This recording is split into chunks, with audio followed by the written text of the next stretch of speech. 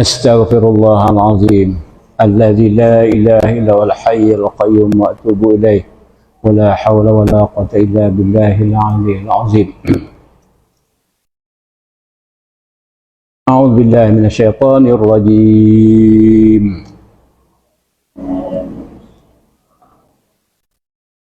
Bismillahirrahmanirrahim.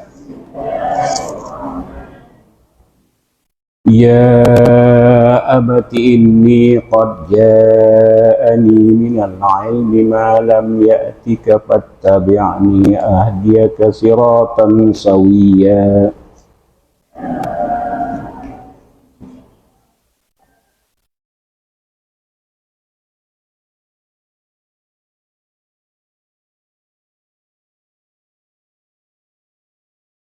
Ya abati la ta'budis syaitana innas syaitana kana lirrahmani asiyya.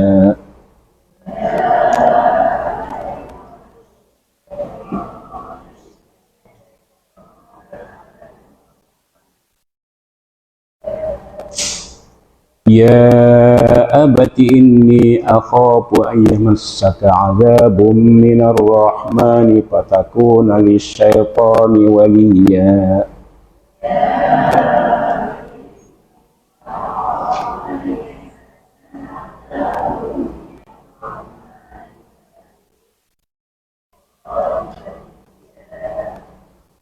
Qala araghibun anta an alihati ya Ibrahim la illam tantahi arjumannaka wahjurni maliya.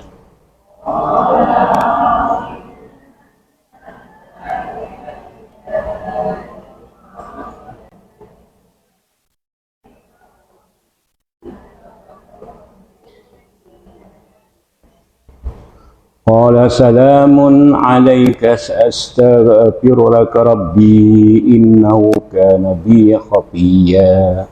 Qala salamun alayka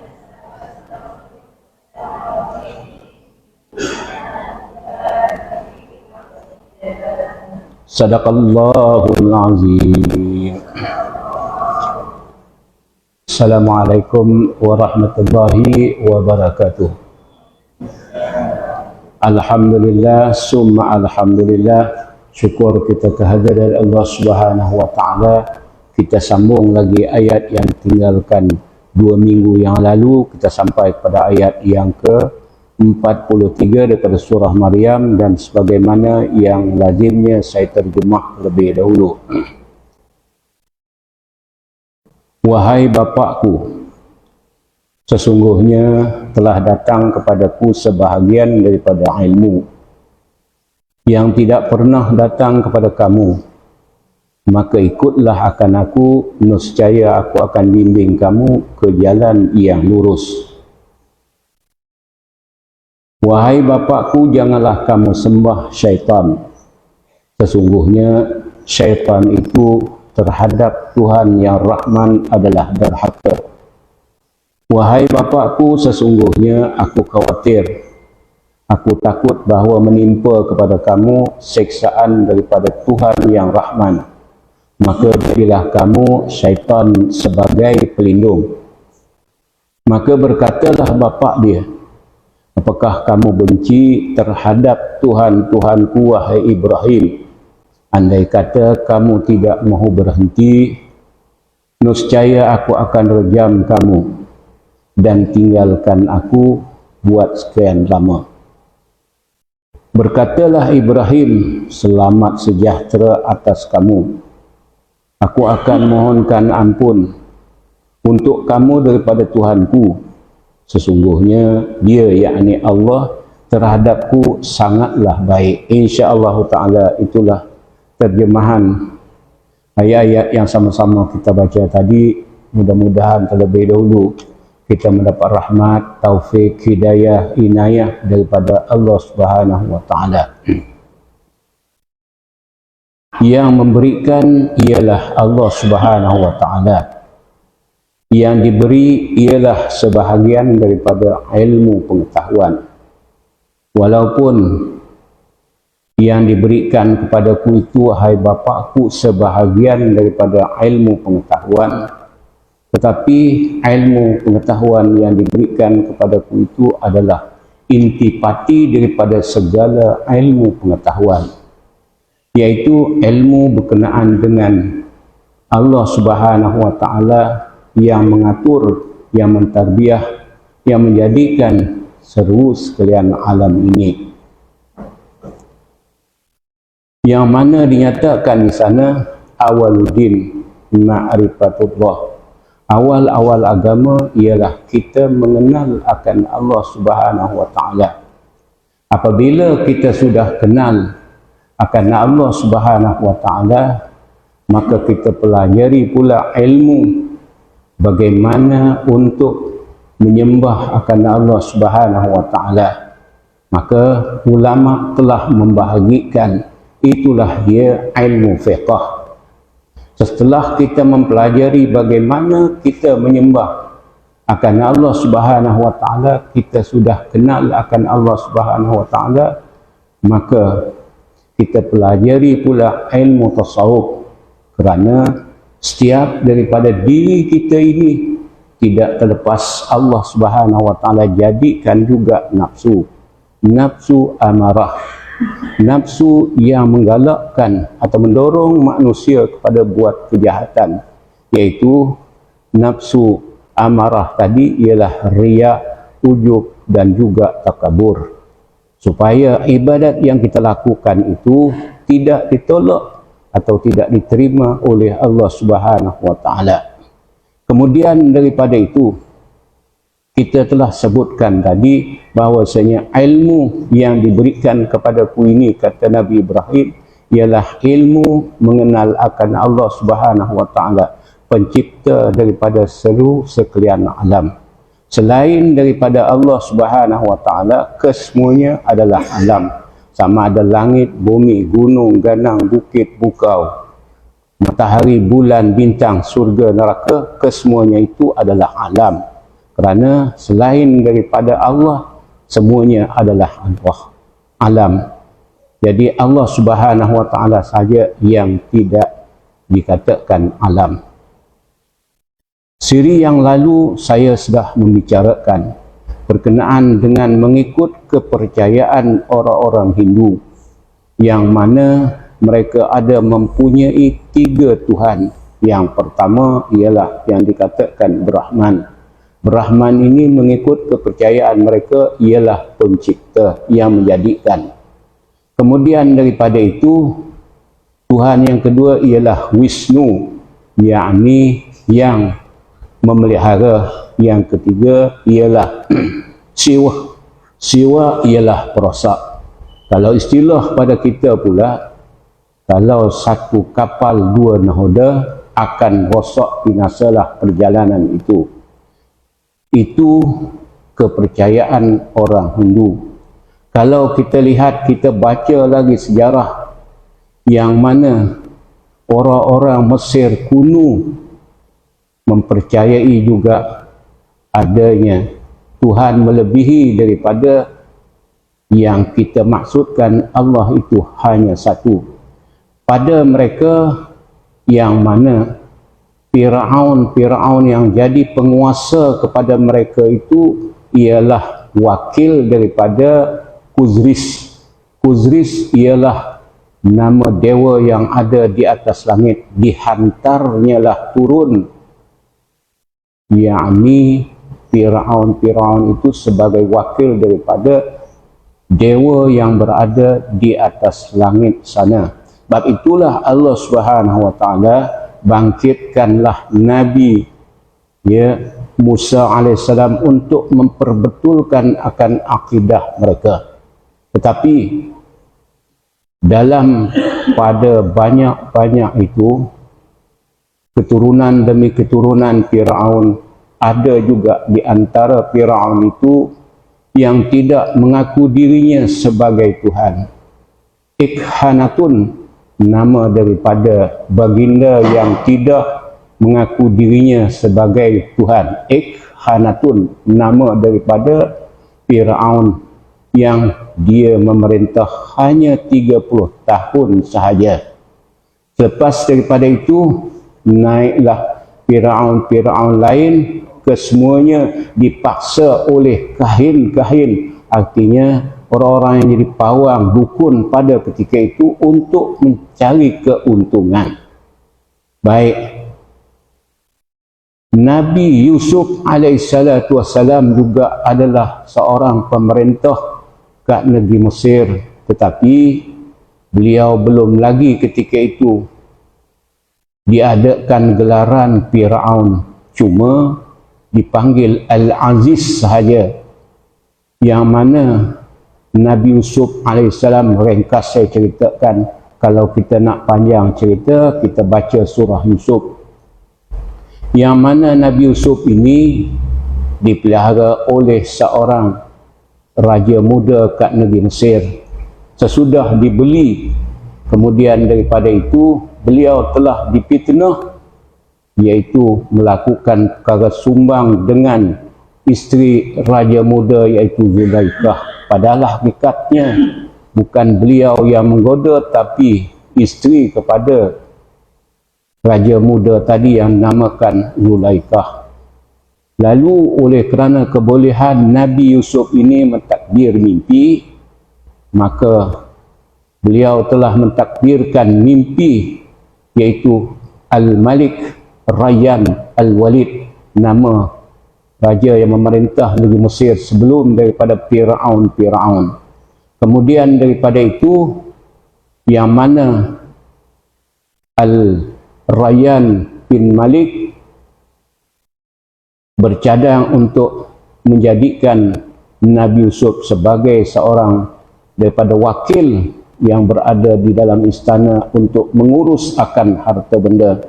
Saya lihat ya perjalanan pemerintahan kerajaan negeri Melaka, yang mana negeri Melaka pada zaman yang silam, jawatan sebagai bendahara adalah lebih tinggi daripada Perdana Menteri. Ya, itu zaman silam kerajaan negeri Melaka. Kemudian sebab itulah saya suka menggelar Nabi Yusuf ini, jawatan yang dipegang beliau ialah bendahara, kerana Al-Malik Rayyan bin Al-Walid menjadikan beliau sebagai pengurus akan harta benda hasil mahsul yang berada di Mesir pada ketika itu. Dan beliau telah melucutkan akan cincin di jari beliau dan diberikan kepada Nabi Yusuf, sambil dia berkata kepada pembesar-pembesar pada ketika itu, beliau ini telah mendapat jawatan daripada Allah Subhanahu wa taala, yang mana dia mengetahui akan selok belok rugi untung di dalam negeri kita ini. Sebab itulah aku serahkan mengurus akan harta benda hasil mahsul di dalam negeri Mesir ini kepada beliau, iaitu Nabi Yusuf dipanggil ketika itu ialah Al-Aziz. Lalu kata beliau, aku paling tinggi sebab aku duduk di singgahsana sahaja, padahal urusan masalah hasil mahsul dalam negeri aku serahkan kepada Yusuf, iaitu Al-Aziz.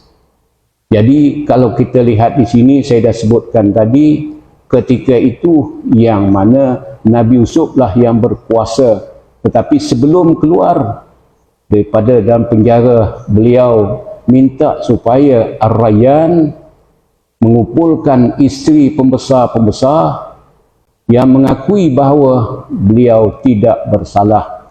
Seluruh isteri-isteri pembesar pada ketika itu mengakui Nabi Yusuf bukan beliau yang bersalah. Barulah Nabi Yusuf mahu keluar daripada penjara, ya, sebab nama beliau sudah dibersihkan. Kemudian daripada itu kita terus naik ke atas lagi, iaitu Nabi Ibrahim alaihissalam, yang mana Nabi Ibrahim duduk di negeri Qadun tempat beliau dilahirkan.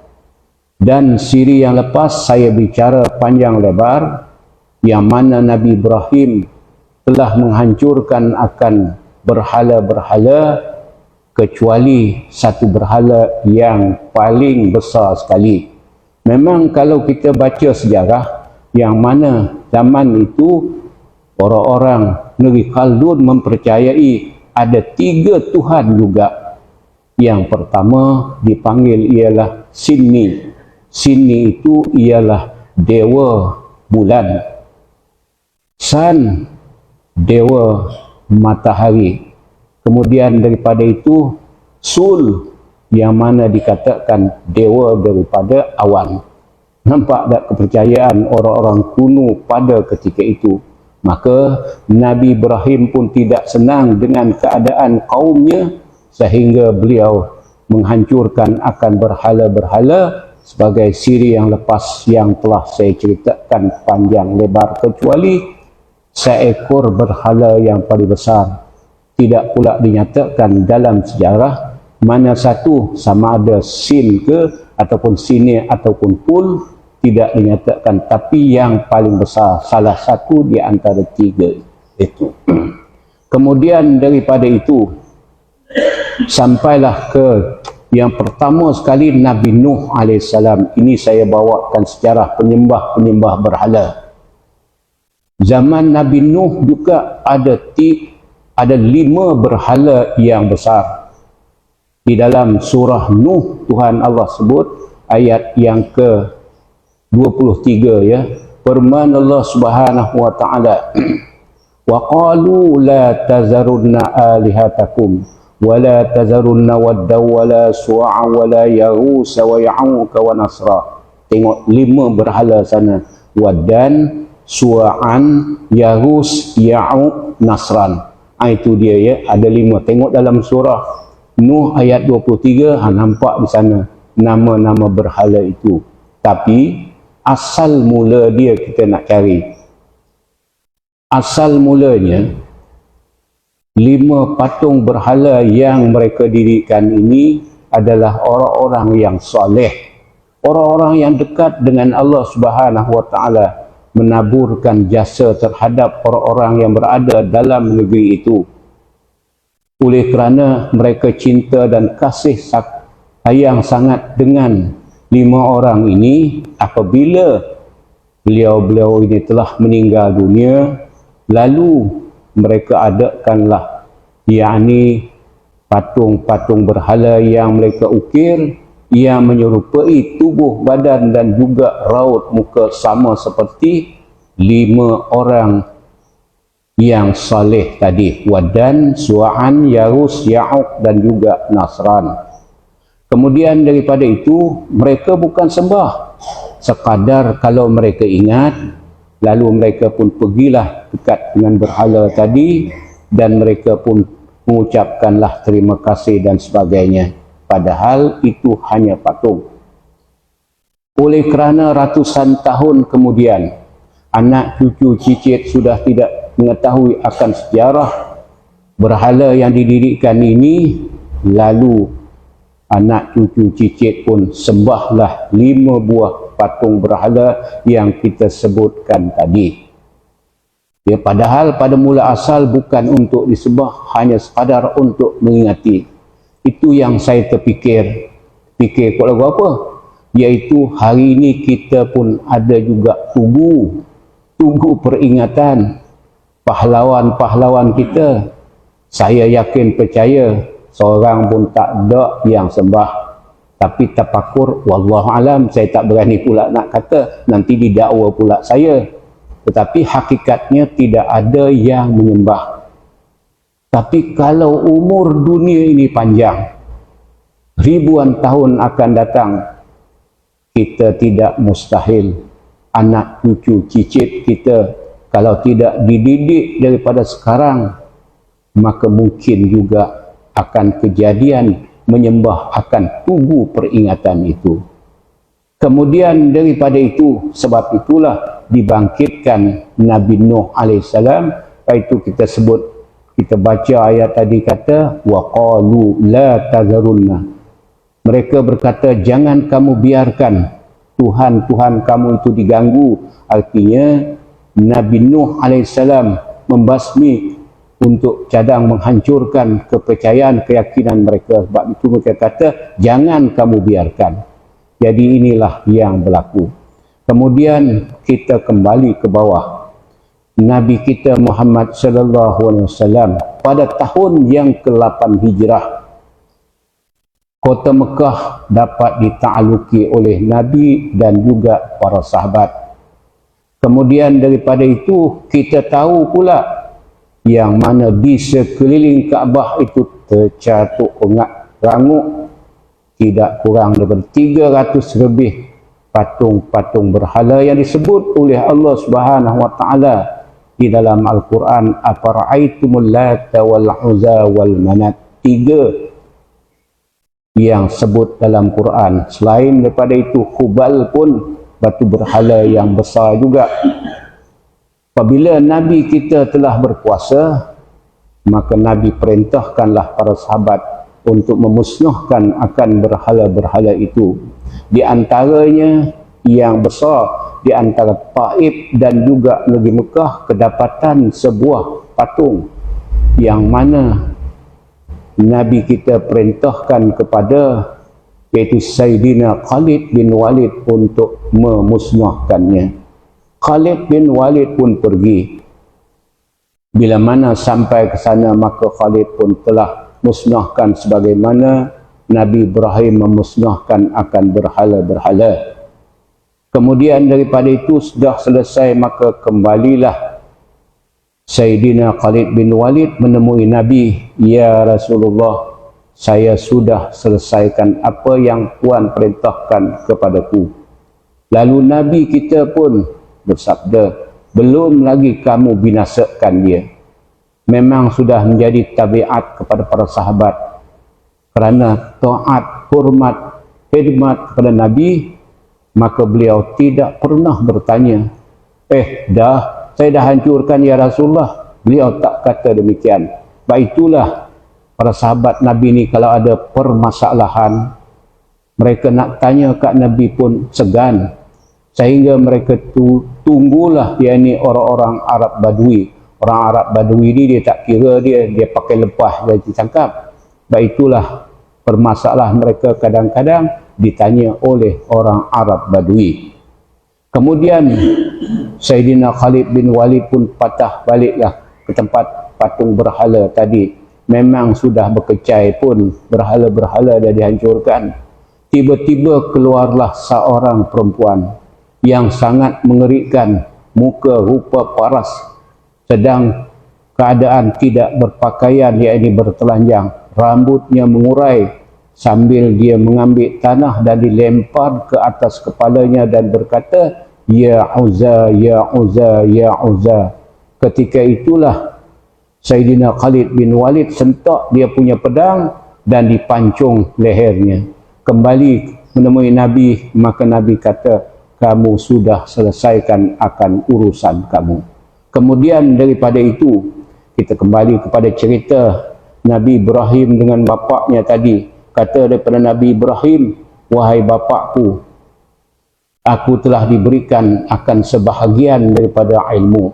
Bila kita sebut sebahagian, memang sebahagian yang lain Allah tidak berikan kepada Nabi Ibrahim. Maka Nabi Ibrahim kata kepada bapaknya, memang kamu pun ada mempunyai ilmu pengetahuan, iaitu kamu pandai mengukir, melukis, membina dan sebagainya. Tetapi perbuatan kamu itu bukan menguntungkan kepada kamu, malah mendatangkan kecelakaan kepada kamu. Kalau kiranya kamu pandai mengukir, kamu ukir satu ukir bangunan yang cantik, perhiasan sebagainya, itu memang manfaat. Tapi kamu ukir patung berhala dengan tangan kamu sendiri, lalu kamu sembah akan dia, maka itu tidak mendatangkan keuntungan kepada kamu.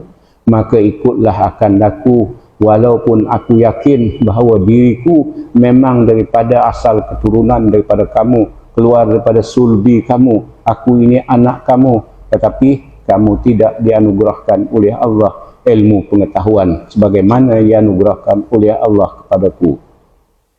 Lalu Nabi Ibrahim berkata, Ya abati la ta'budi syaitan. Wahai bapa, jangan kamu sembah akan syaitan. Saya yakin percaya kita mempunyai pengetahuan Yang dimaksudkan dengan sembah ini ialah menyusun jari 10 terhadap orang yang kita hormati. Maka itulah yang dikatakan sembah.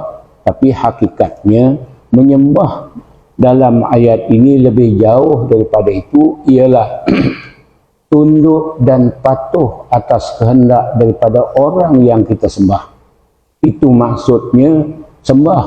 Kalau sekadar sembah angkat tangan 10 jari, itu tidaklah sangat bahayanya. Tapi yang lebih bahaya ialah tunduk dan patuh atas kehendak daripada orang yang kita sembah itu.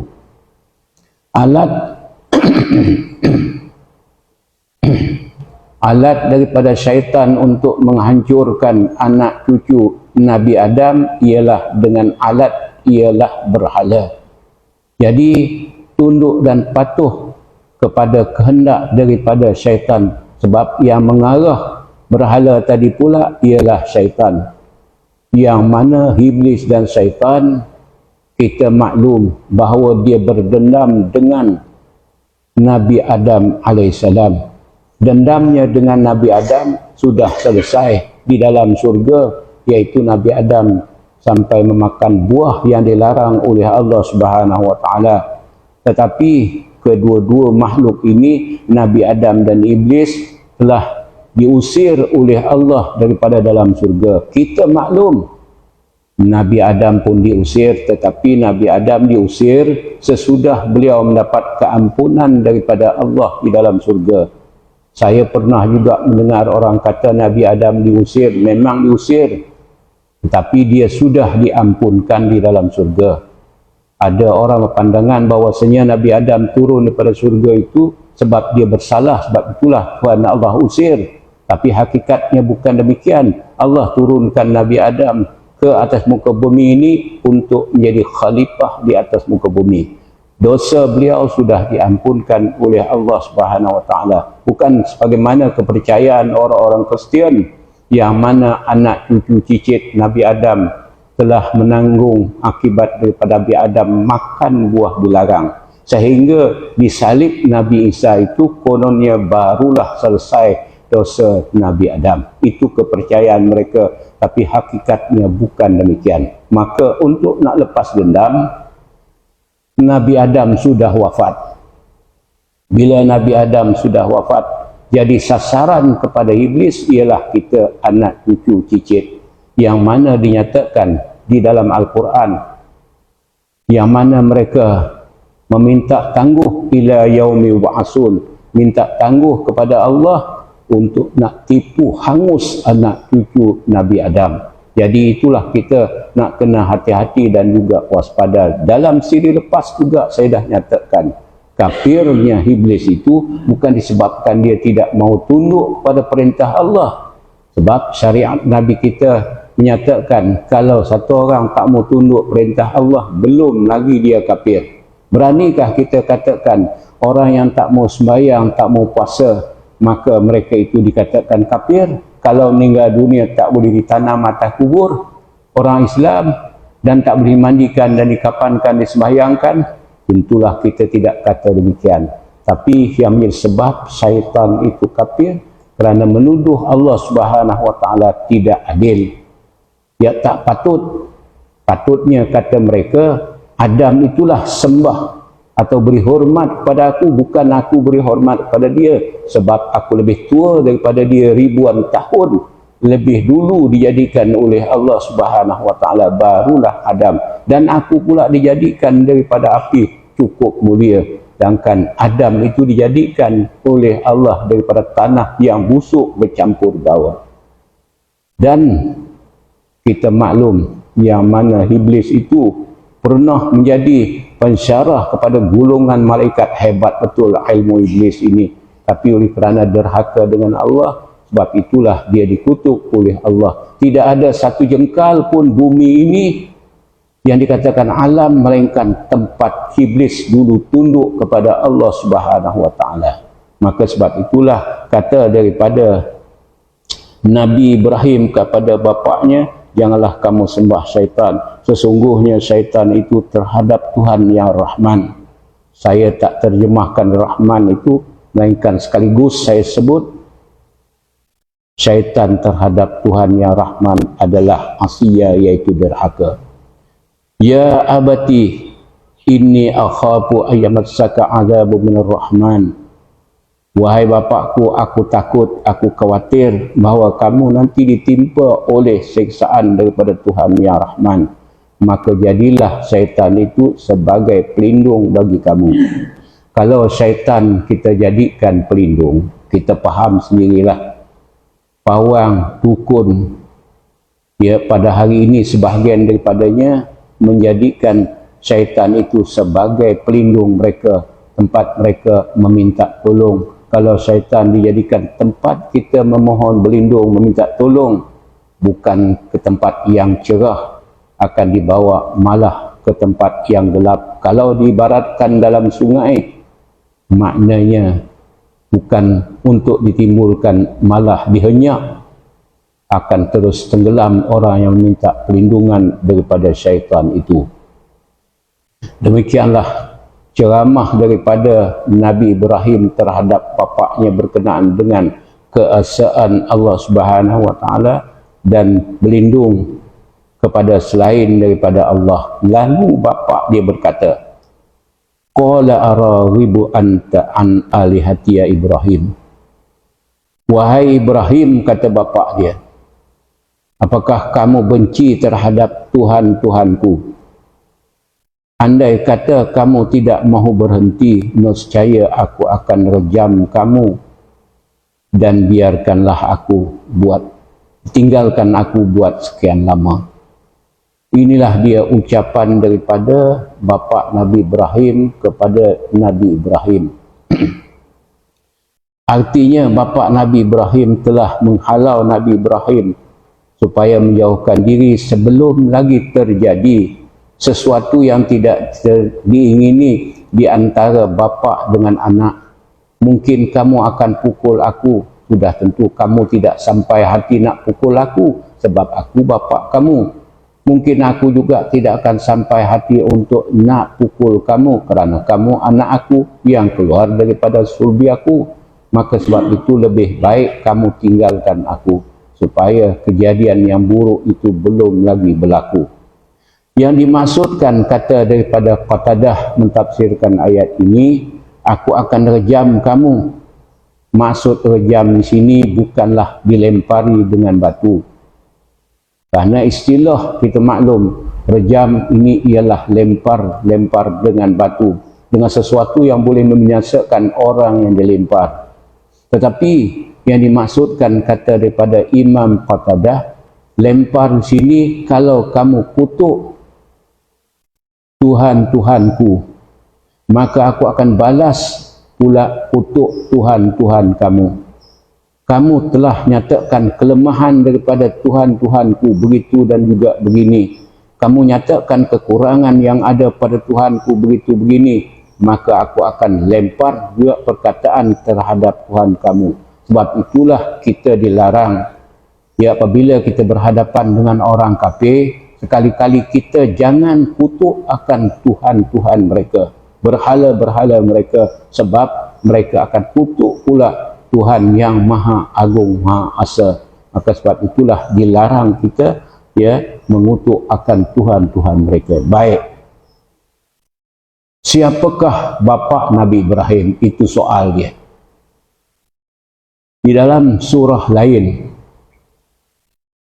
Allah Subhanahu wa taala nyatakan Nabi Ibrahim berkata, wa qala Ibrahimu li abihi Azar a'attakhidhu asnaman alihatan inni araka wa qaumuka fi dhalalin mubin. Artinya, ketika mana Ibrahim berkata kepada bapaknya, nama bapaknya Azar, itu nama bapa Ibrahim. Kata Nabi Ibrahim, aku lihat kamu, wahai bapakku dan juga kaumku, dalam kesesatan yang amat nyata kerana menjadikan berhala-berhala itu sebagai Tuhan.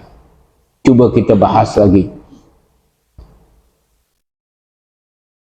Ulama-ulama usuluddin yang mana mereka telah membicarakan, kata daripada mereka, Azar ini bukan bapa Nabi Ibrahim, tapi bapa saudara Nabi Ibrahim.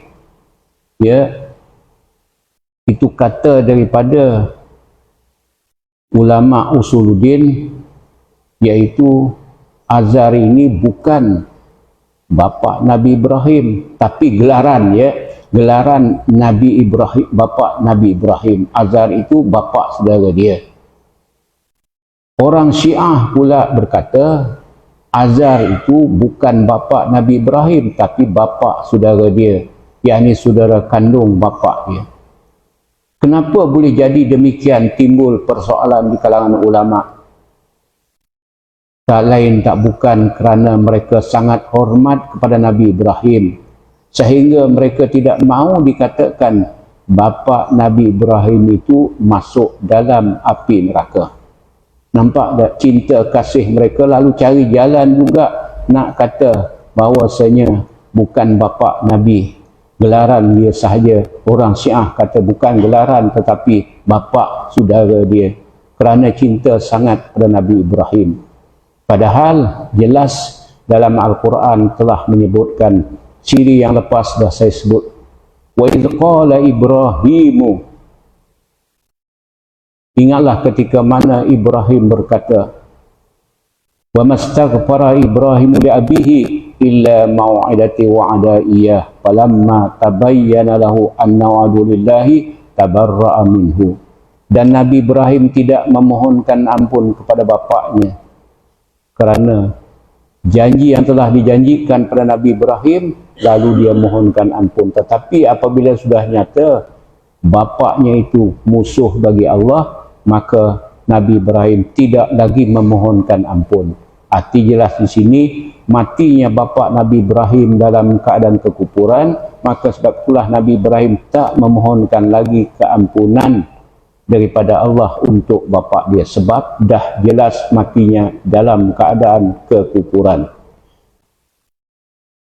Dalam surah Syu'ara pula Tuhan Allah sebut ayat yang ke-86-87, firman Allah Subhanahu wa taala, waghfir li abi innahu kana minadh dhalin wa la tuhzini yauma yub'atsun. Artinya, maafkan dan ampunkanlah wahai Tuhanku akan bapakku, tapi kamu jangan sekali-kali, ya, beri malu aku di halayak ramai. Kenapa diceritakan? Nabi Ibrahim nanti akan melihat bapaknya di dalam neraka. Apabila Nabi Ibrahim lihat bapaknya di dalam neraka, maka tentulah beliau rasa sedih kerana beliau pendakwah menyampaikan agama Allah, tiba-tiba bapak sendiri masuk dalam neraka. Lalu Nabi Ibrahim kata, wala tuhzini yauma yub'atsun, wahai Tuhan, janganlah engkau beri malu aku seperti ini. Kerana apa? Orang yang sezaman Nabi Ibrahim akan melihat bapa Nabi Ibrahim duduk dalam api neraka, padahal Nabi Ibrahim penyampai agama Allah. Maka Nabi Ibrahim mohon kepada Allah, jangan beri malu aku begini wahai Tuhan. Maka Allah Subhanahu wa taala pun jadikanlah bapa Nabi Ibrahim seekor anjing hitam yang sangat bodoh, dan juga bulu di mukanya sangat panjang, sehingga orang yang sezaman dengan Nabi Ibrahim tak kenal lagi bapa Nabi Ibrahim. Maka hilanglah malu Nabi Ibrahim. Sebab apa? Orang dah tak kenal bapa Nabi Ibrahim. Allah Subhanahu wa taala jadikan seekor anjing yang hina dan bulunya sangat panjang tutup akan mukanya. Jadi itulah saya sebutkan tadi, yang mana orang tak sampai hati kalau nak nyatakan yang mana Nabi Ibrahim, apatah lagi Nabi kita Muhammad sallallahu alaihi wasallam. Ya, padahal hadis sahih ada menyatakan di sana suatu ketika satu orang datang jumpa dengan Nabi. Orang itu bertanya, ya Rasulullah, di mana bapakku? Di mana bapakku? Maka Nabi memberi jawapan, inna abi wa abaka finnar. Bapa aku dan bapa kamu duduk dalam neraka, kata Nabi. Padahal sahabat tadi mula tanya, bila Sahabat bertanya, di mana bapa aku? Maka Nabi kata, bapa kamu duduk dalam neraka. Sahabat tadi duka citalah dia. Lalu dia pun bangun. Tapi bila bangun, maka Nabi suruh duduk lagi dan Nabi kata, inna abi wa abaka finnar. Bapakku dan bapak kamu dalam neraka. Demikianlah Nabi menjaga hati para sahabat. Seolah-olah Nabi nak kata, tak usahkan bapak kamu, bapak aku pun duduk dalam api neraka juga. Begitulah maknanya Nabi di dalam pergaulan dengan para sahabat. Suatu ketika yang mana Nabi telah menyatakan dalam satu hadis, istazantu li rabbi an astaghfara li ummi falam ya'zan li. Hadis ini menyatakan suatu ketika aku minta izin dengan Allah Subhanahu wa taala untuk memohonkan ampun untuk ibuku. Falam ya'zan li, tapi Allah tidak izinkan aku memohonkan ampun untuk ibuku. Cuba kita lihat. Gamak Nabi kita pergilah ke perkuburan ibu dia Aminah. Sampai di perkuburan, maka Nabi sebagaimana kita lah, betulkan batu nisan, cabut rumput dan sebagainya. Kemudian beliau pun terfikir nak memohonkan ampun, minta ampun untuk Allah, untuk ibu dia. Lalu bagi hadis yang saya bacakan tadi, istaghfartu li abi li ummi, aku minta ampunkan untuk ibuku, falam ya'zan li, tapi Allah tidak izinkan. Ya, Allah tidak izinkan, sebab itulah selepas daripada itu disunatkan kita ziarah kubur supaya ingat akan kematian. Lalu Nabi pun menangis di atas kubur. Kemudian daripada itu kembali ke negeri Madinah. Sampai di Madinah Nabi menangis. Para sahabat ribuan ramainya ketika itu melihat Nabi kita menangis, maka mereka pun turut serta juga menangis atas kesedihan Nabi kita Muhammad sallallahu alaihi wasallam kerana untuk memohonkan ampun untuk ibu tidak diizinkan oleh Allah. Fahamlah kita di sini, sebesar Nabi kita Muhammad sallallahu alaihi wasallam pun tidak dapat memberikan akan kurnia atau syafaat. Kerana syafaat ini digunakan oleh Nabi hanya untuk orang yang berdosa besar, tetapi orang yang menyekutukan akan Allah Subhanahu wa taala bukan dosa besar lagi, itu termasuk yang tidak dapat diampunkan oleh Allah. Firman Allah Subhanahu wa taala dalam Al-Quran, innallaha la yaghfiru an yushraka bih wa yaghfiru ma duna dzalika liman yasha wa may yusyrik billahi faqad iftara isman azima. Ayat yang kalau nak rujuk, tengok dalam surah Nisa ayat yang ke-48. Sesungguhnya Allah tidak akan mengampuni dosa orang yang menyekutukan dia, tapi Allah akan ampunkan dosa selain daripada yang demikian itu bagi siapa yang dikehendaki oleh Allah. Barang siapa yang menyekutukan Allah, maka sesungguhnya dia telah berbuat dusta dan dosa yang sangat besar. Itu ayat yang ke-100, ayat yang ke-48. Di dalam ayat lain lagi surah Nisa juga Tuhan Allah sebutkan, innallaha la yaghfiru an yushraka bih wa yaghfiru ma duna dzalika liman yasha wa may yusyrik billah faqad dhalla dhalalan ba'ida. Barang siapa yang menyekutukan Allah, maka sesatlah dia dengan sesat yang amat nyata. Ada orang berkata, bukankah bapa Nabi, ibu Nabi itu meninggal dunia dalam zaman fitrah? Sebenarnya tidak ada zaman fitrah. Kenapa? Di antara Nabi kita dengan Nabi Isa AS berapa ratus tahun, 600 tahun lebih. Ya. Sedangkan ketika itu sudah ada syariat daripada Nabi Isa AS. Kenapa mereka tidak beramal dengan syariat Nabi Isa AS? Sebab itulah tidak ada yang dikatakan akan zaman fitrah. Maka sebab itulah Nabi, bapa saudara Nabi kita Muhammad sallallahu alaihi wasallam, iaitu Abu Talib, kita maklum, yang mana apabila hampir saja pada kematian, maka Nabi pun berdekatlah dengan bapa saudara yang sangat dicintai, Kerana sebahagian daripada beliau mengembangkan agama Islam juga dibantu oleh bapa saudaranya sendiri. Kemudian sudah ada Umayyah bin Khalaf, sudah ada Abu Jahal di tepinya duduk. Sambil dia berkata, wahai Abu Talib, jangan kamu tinggalkan agama datuk nenek moyang kamu. Ya, Nabi kita pujuk tetapi sampai padam. Artinya biji mata tutup. Namun bapa saudaranya tidak mengucapkan kalimat syahadat. Pada Nabi menyatakan, walaupun kamu belum dapat mengerjakan syariatku, sembahyang, puasa dan sebagainya, namun akan aku jadikan hujah kalau kiranya kamu mengucap kalimah syahadat. Aku akan bantu kamu di hadapan Allah Subhanahu Wa Taala.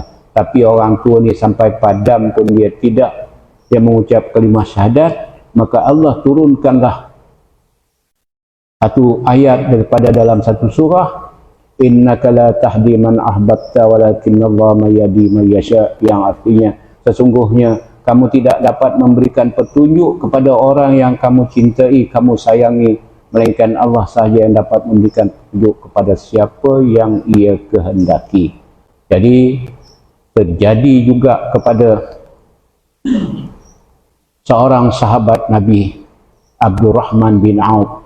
Abdurrahman bin Auf ini adalah seorang daripada 10 orang sahabat yang telah diberikan jaminan oleh Nabi. Selain daripada Abu Bakar, Umar, Uthman, Ali, Abdurrahman bin Auf, Abu Qatadah, Zubair bin Awam, Talha bin Ubaidillah, maka Abdurrahman bin Auf suatu ketika yang mana beliau mempunyai seorang ibu yang sangat hormat dan hormat terhadap ibunya. Kerana apa? Allah Subhanahu Wa Taala nyata di dalam Al-Quran surah Luqman.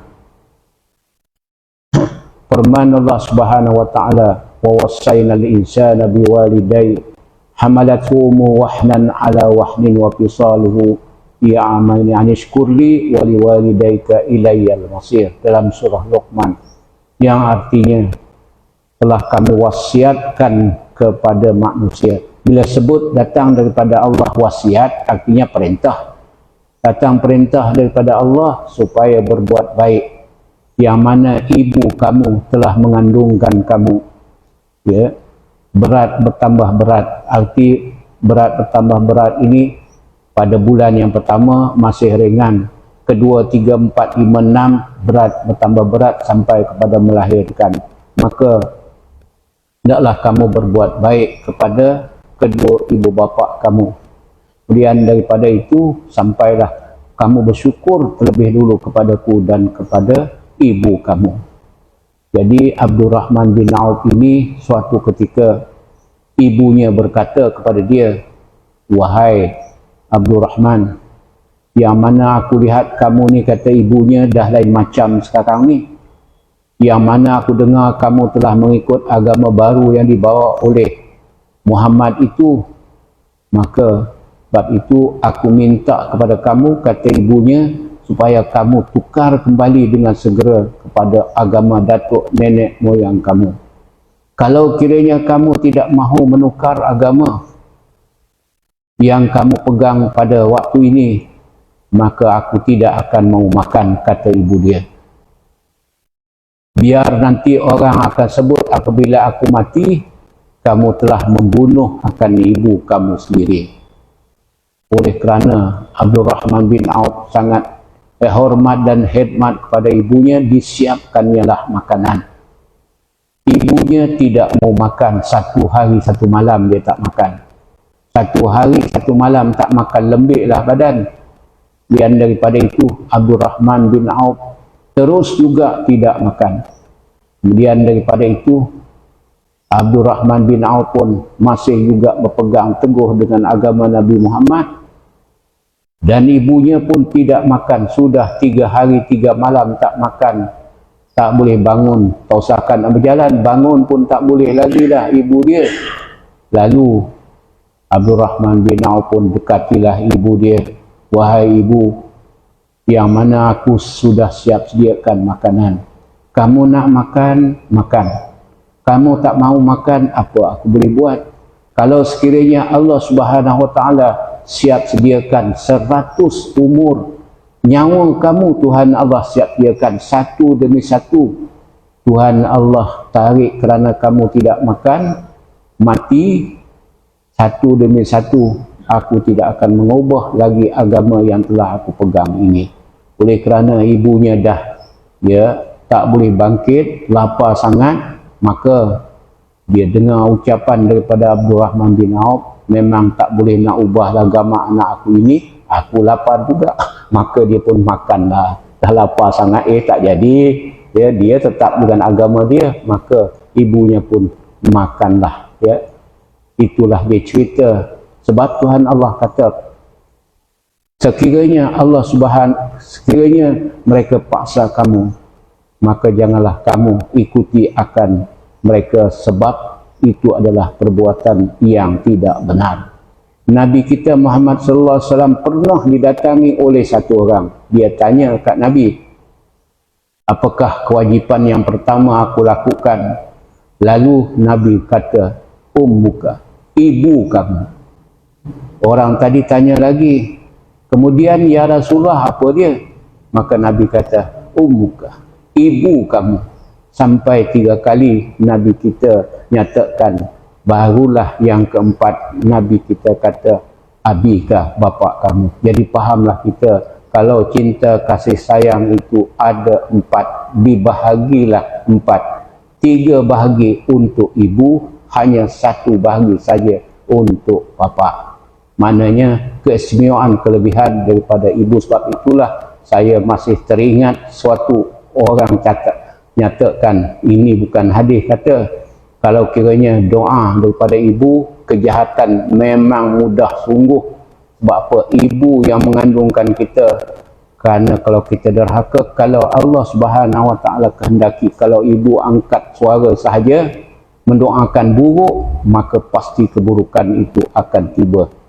Cerita tanggang, kita kata ya betul tidaknya wallahualam lah cerita tanggang ini, tapi itulah dia doa daripada ibu memang mustajab sungguh untuk kejahatan. Tapi doa daripada bapa, kalau kebaikan, mudah diterima oleh Allah Subhanahu Wa Taala. Satu lagi cerita yang saya nak sampaikan, tapi saya tidak bertemu hadis dia. Saya tak temu hadis. Nanti ada mungkin yang nak catat hadis mana, Bukhari ke Muslim ke. Sebenarnya tidak ada hadis. Bapa Nabi kita Muhammad sallallahu alaihi wasallam, bapa saudara Nabi kita iaitu Abu Talib, apabila dia meninggal dunia, cintanya Nabi kepada bapa saudaranya ini, maka beliau pun lumur dengan air ludah. Dilumur seluruh badan dengan air ludah.